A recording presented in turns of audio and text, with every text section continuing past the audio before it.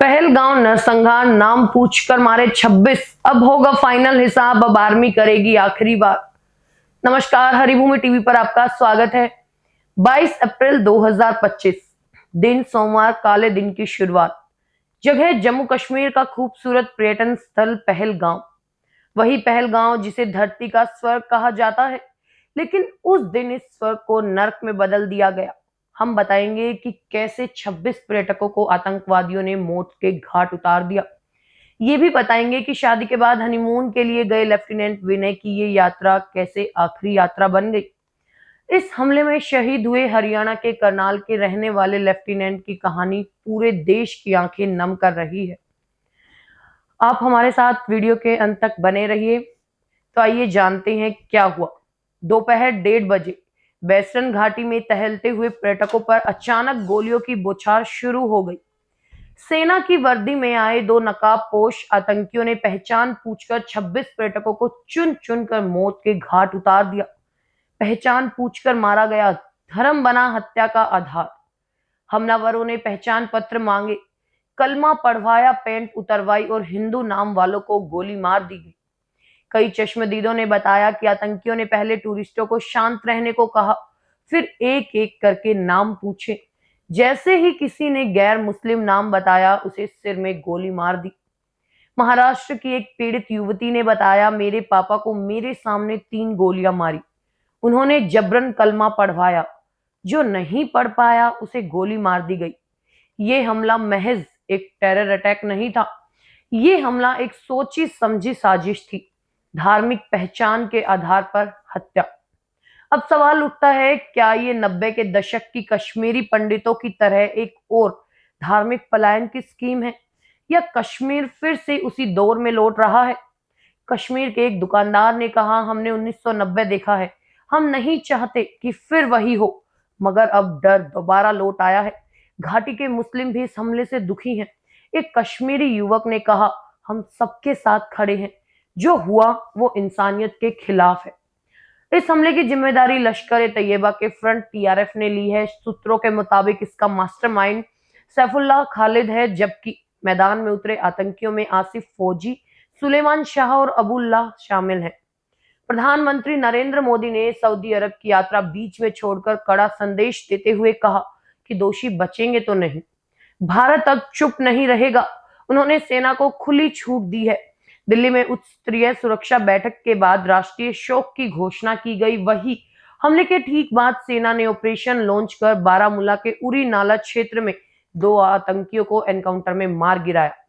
Helicopter, drone और ground forces तैनात हैं। अब तक 100 से ज्यादा संदिग्धों को हिरासत में लिया जा चुका है।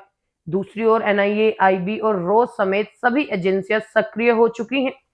आतंकियों के स्केच जारी कर दिए गए हैं। उनकी तलाश के लिए ऑपरेशन हंट डाउन शुरू हो चुका है। हमला क्यों हुआ? 4 बड़ी थ्योरी, आइए जानते हैं। थ्योरी 1, अमेरिका के उपराष्ट्रपति भारत में हैं, आतंकी दिखाना चाहते थे ताकत।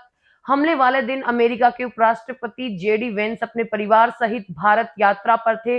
इससे पहले भी 2000 में क्लिंटन की भारत यात्रा के दौरान छत्तीस सिंहपुरा हत्याकांड हुआ था।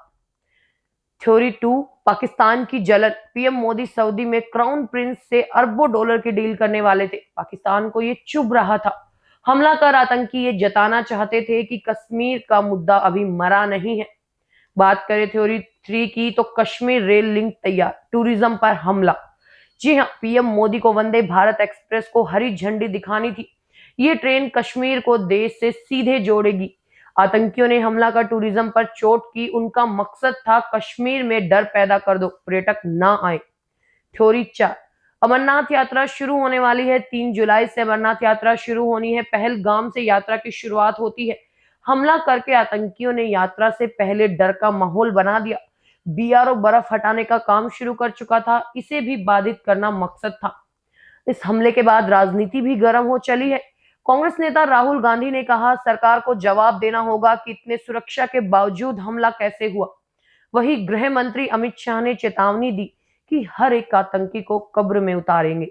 वही पाकिस्तान के डिफेंस मिनिस्टर ख्वाजा आसिफ ने दावा किया कि इस हमले में उनका कोई हाथ नहीं, लेकिन भारत के पास इलेक्ट्रॉनिक इंटरसेप्ट्स हैं जो पाकिस्तान की भूमिका साबित करते हैं। एनआईए की जांच में ये जल्द सामने आ सकता है। जनता का आक्रोश, सड़कों पर उतरे लोग, देश के हर कोने में विरोध प्रदर्शन हो रहे हैं। लखनऊ, नागपुर, कोलकाता, भुवनेश्वर, केरल और बेंगलुरु में कैंडल मार्च निकाले गए। सोशल मीडिया पर इंडिया वांट्स जस्टिस ट्रेंड कर रहा है। भारत के स्वर्ग में बार बार छलका लहू। पहलगाम जैसे शांतिपूर्ण स्थान पर हुए हालिया आतंकी हमले में 26 से अधिक लोगों की मौत ने एक बार फिर से वो जख्म ताजा कर दिए हैं जिन्हें कश्मीर ने बार बार सहा है। ये पहली बार नहीं है जब अमरनाथ यात्रा को निशाना बनाया गया है। 1 अगस्त 2000 को भी पहलगांव में अमरनाथ यात्रियों पर हमला हुआ था, जिसमें 32 लोग मारे गए थे, जिनमें 29 श्रद्धालु थे। इस सूची में एक बेहद चिंताजनक पहलू उभरता है। पीड़ितों का चुनाव धर्म के आधार पर किया गया। नाम पूछकर गोली मार देना, गला रेतकर हत्या, पूरे परिवार को खत्म कर देना। ये घटनाएं सिर्फ आतंकी हमलों तक सीमित नहीं है, ये मानवता के खिलाफ जघन्य अपराध है। 1990 के दशक से लेकर 2025 तक के इन हमलों में हजारों परिवार ने अपने अपने प्रियजनों को खोया। कई घटनाओं में तो पूरे के पूरे परिवार या शादी जैसे शुभ अवसर पर बारातियों को निशाना बनाया गया। जैसे 19 जून 1998 को डोडा के चंपनारी में हुई हत्या, जिसमें 29 बाराती मारे गए, जिनमें दूल्हे भी शामिल थे। इन हमलों में न सिर्फ आम नागरिक बल्कि ग्राम रक्षा समितियों के सदस्य और पुलिस कर्मी भी शिकार बने। ये इस बात का सबूत है कि आतंकी केवल धर्म नहीं बल्कि किसी भी प्रकार की प्रतिरोधक शक्ति को खत्म करना चाहते थे। आतंकवादी आज भी सक्रिय हैं। 22 अप्रैल 2025 को हुआ हमला एक बार फिर ये बताता है कि आतंकवादी आज भी सक्रिय हैं और उनका मकसद शांति भंग करना, धार्मिक टकराव पैदा करना और अंतरराष्ट्रीय मंच पर भारत की छवि को धूमिल करना है। ये समय है कि देश एकजुट हो ताकि पहलगाम जैसे पवित्र स्थल फिर कभी खून से न रंगे जाए। शहीद लेफ्टिनेंट विनय की ये आखिरी यात्रा बन गई। 6 दिन पहले उनकी शादी हुई थी। जी हाँ, इस हमले में शहीद हुए हरियाणा के करनाल के रहने वाले लेफ्टिनेंट विनय की कहानी पूरे देश की आंखें नम कर रही है। 16 अप्रैल को उन्होंने हिमांशी से शादी की थी। 22 अप्रैल को हमले में उनकी पत्नी के सामने ही सिर में गोली मारकर हत्या कर दी गई। पति के पार्थिव शरीर से लिपटकर रोते हुए उन्होंने कहा, I am proud of you. Himanshi ने विनय को सैल्यूट किया, जय हिंद के नारे के साथ अपनी पीड़ा छिपाई। हिमांशी की चीखें और उनके आंसू देश के हर नागरिक के दिल को चीर रहे हैं। हनीमून के लिए वो यूरोप जाना चाहते थे, लेकिन वीजा न मिलने पर पहलगाम चले गए।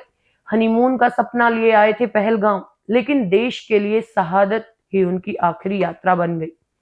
हिमांशी की सिसकियों में आज हर भारतीय माँ, बहन और पत्नी का दर्द बोल रहा है।